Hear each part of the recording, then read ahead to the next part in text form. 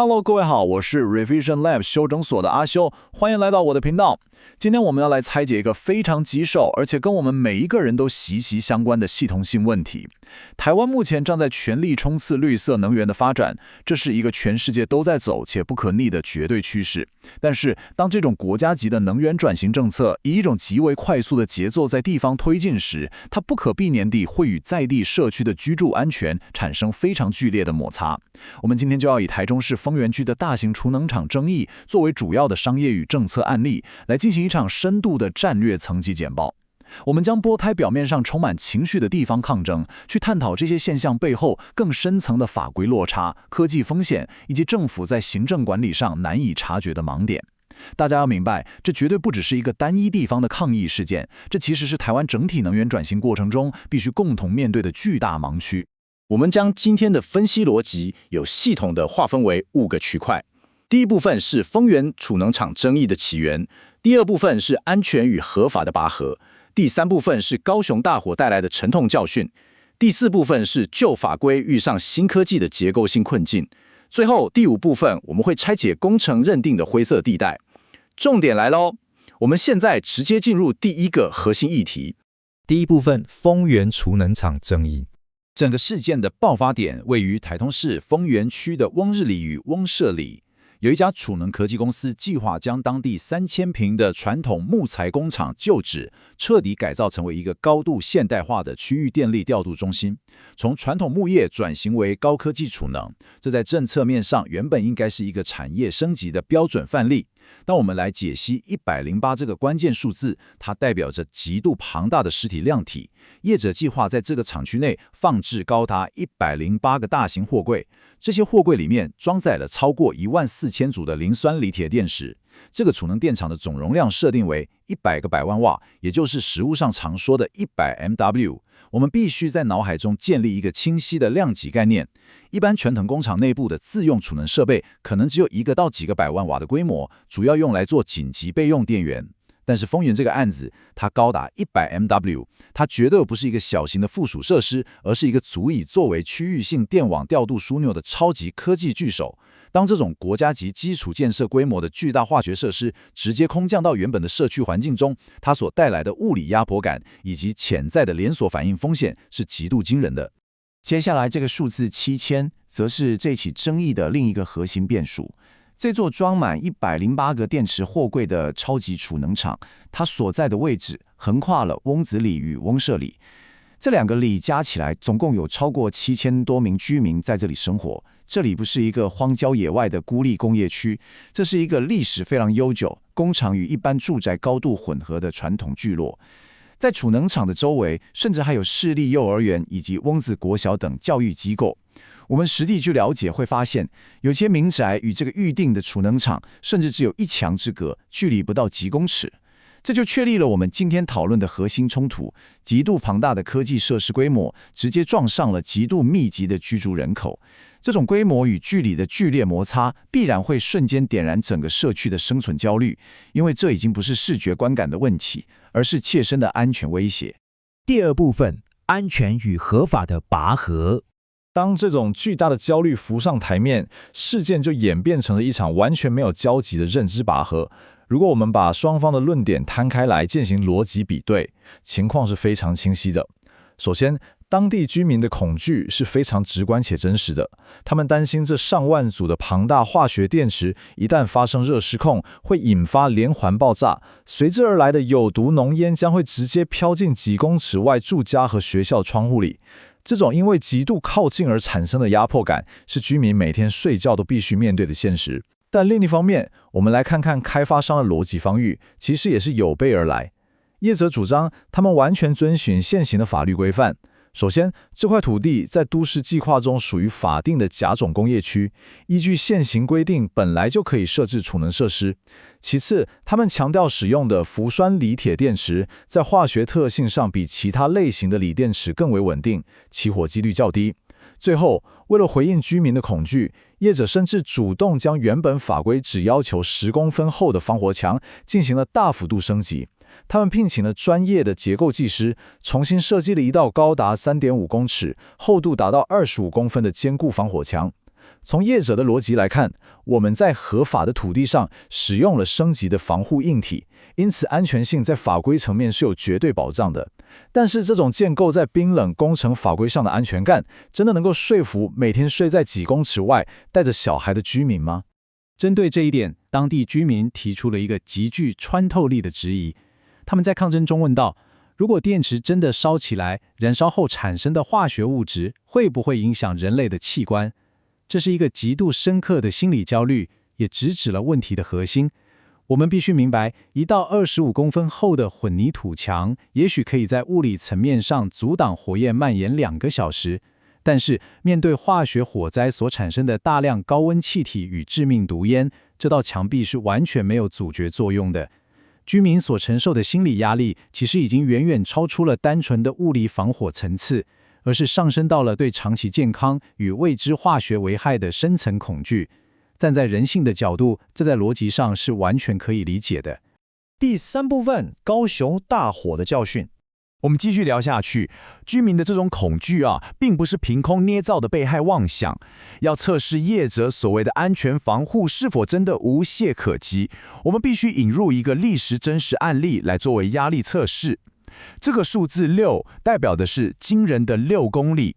在2025年7月14日的清晨，高雄小港的一家超级电池工厂发生了重大火警。那场大火虽然在消防队的全力扑救下被控制住，但是大量电池燃烧所持续窜出的剧毒浓烟，却让周边大约6公里范围内的空气品质受到严重污染。大家可以把这个6公里的毒烟扩散半径拿来跟丰原这个案子里法规所要求的区30公尺安全距离做一个强烈对比。这就是为什么丰原的居民会极度恐慌，他们非常害怕自己会成为明日的丰原，昨日的高雄，成为绿能政策实验下的直接牺牲品。当然，我们身为分析者，要保持客观中立的态度来检视双方论点。业者对这个案子有提出强烈的反驳，他们强调高雄大火燃烧的是化学活性较高的3元锂电池，而丰原厂使用的是相对稳定非常多的磷酸锂铁电池，并且整个厂区会配备24小时的精密监控系统。然而，对于一般民众来说，不论电池化学成分的专业差异为何，高雄大火的历史画面已经深深烙印在大家心中。这起事件证明了一件事：大型电池储能厂一旦发生极端事故，它所造成的环境影响范围绝对不是几十公尺的防火墙可以局限的。第4部分，旧法规遇上新科技。接下来这点超级重要。当我们看懂了上述的社区冲突与民众恐惧之后，我们必须把分析视角从单一的地方事件拉高到国家法规的系统性层次。台湾现行的很多规范其实存在着非常深层的逻辑漏洞。环境权保障基金会的专业律师就敏锐地指出了这个核心问题。在早年，台湾的储能案场规模通常都很小，可能只有1 mega 或是几个百万瓦的用电量。当时政府制定的安全距离与消防规范是为了那种小规模设施量身打造的。但是现在我们看到的丰原这个案子，它的量体是过去的10倍甚至100倍，达到了100 mega 瓦的巨兽等级。大家要知道，风险不是线性增加的，100倍的电池数量一旦发生热失控，它产生的连锁反应风险是呈指数型飙升的。然而政府单位却依然试图用管理1 mega 设施的旧时代法规来规范100 mega 瓦的现代大型化学电池厂。这在逻辑上就像是用管理脚踏车的交通规则来规范高速行驶的高铁一样荒谬。我们传统的建筑法规与消防法规考量的大多是木材工厂或一般住宅的物理性爆炸与明火燃烧，因此规定只要有几公分的防火墙就算合法。但是面对现代庞大化学电池阵列可能产生的有毒气体蔓延，旧有的法规完全没有针对毒气扩散半径、当地微气候风向以及大规模居民撤离路线进行综合性的细部评估。这就是科技进展跑得太快，而国家法规在后头严重落后，最终在基层引发灾难的典型现象。其实中央政府的能源署也确实意识到了这个巨大的法规漏洞，因此在2025年5月，政府正式推动了电业法的修法作业，新增了特定电力供应业的这个类别，将大型储能设备正式纳入管辖。根据新修订的规则，业者如果要新建储能设备，必须要经过同意备案与成立给照这2个阶段的严格审查程序。更重要的是，法规明确要求，只要设施规模达到20MW 以上，就强制规定必须办理地方说明会，倾听民意，并且要取得相关文件，才能作为后续审查的依据。这项新法规的出发点非常正确，它的目的就是要弥补过去长期存在的漏洞。但问题在于，丰原这个案子却刚好卡在了一个非常尴尬的时机点。新上路，但旧案子到底该怎么算？这也就衍生了我们接下来要谈的新旧法规交替时期所产生的严重行政僵局。第5部分，工程认定的灰色地带。我们现在来深度分析这场争议中最让在地居民愤怒，也让行政体系陷入瘫痪的工程建设灰色地带。让我们用一条清晰的时间轴来厘清这个灰色地带到底是怎么运作的。在2025年7月，当地居民就已经发现，业者其实还没有取得最终的设置许可，就已经开始在现场进行整地与前置施工。几个月后，在同年12月30日，立法委员要求中央的能源署与台中市政府派人到丰原的现场进行联合会勘，主要目的就是要确认是否有违法施工的问题。但是，行政机关的调查与公文往返非常缓慢。到了隔年，也就是2026年的4月13日，居民与环保团体实在受不了了，再次发起大规模抗议。因为他们亲眼看到，从去年底会勘过后的3个多月来，现场的怪手与卡车依然每天进进出出，施工的脚步根本没有停止。简单整理一下刚刚的内容，为什么会产生这种居民看着业者天天施工，政府却无法立即制止的奇特现象呢？这背后的法律见解差异非常值得探讨。我们透过这个逻辑拆解机制，就能1秒看懂这个巨大的法律漏洞。问题的症结点出在各方对于什么叫做施工的定义，存在着不可思议的认知落差。从中央能源署的法规定义来看，根据电业法的严格解释，必须是电池设备真正与台电的电网进行接电并网的动作，才算是进入了实质的电力施工范畴。因此，当能源署官员亲自到现场，看到业者已经放置了10个巨大的电池货柜时，因为这些货柜都还没有真正接上电缆，所以能源署在法律上判定这不属于施工作业，也就是判定没有违法。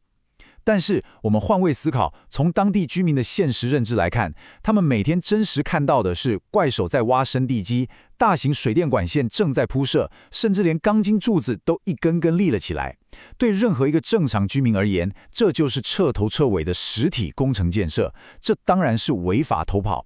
这就形成了一个极度荒谬的平行时空，政府官员看着法条，冷静地说这不是施工，而居民看着漫天的尘土和重机具，愤怒地说这明明就在施工。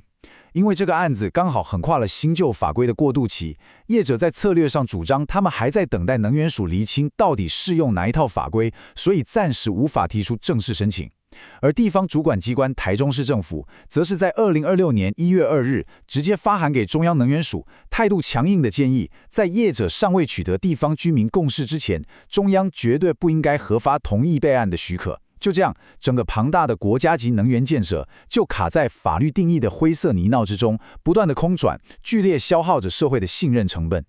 最后总结今天的3大重点呢。第一，我们看到了100MW 超级设施与7000名居民的零距离接触，产生了巨大的生存焦虑。第二，我们看到了25公分传统防火墙根本无法抵挡化学毒气扩散的逻辑破绽。第三，我们更看到了法规字面定义与工程现实之间存在着难以跨越的巨大断层。这一切现象都共同指向了一个残酷的灵魂拷问：台湾高速扩张的绿能政策是不是已经远远超车了我们社会安全防护网进化的速度？结尾总结一下今天的重点：绿能扩张与旧有法规的严重脱节，造就了丰原储能厂的无解僵局。在追求供电数据的同时，国家必须正视大型设施的选址与化学风险，补齐社区安全防护网，这才是负责任的能源转型。今天内容就到这边，如果你觉得这集有帮助，记得马上点赞、加订阅、加开启小铃铛。我们正在冲订阅，需要你的支持。我是阿修，我们下次见，拜拜。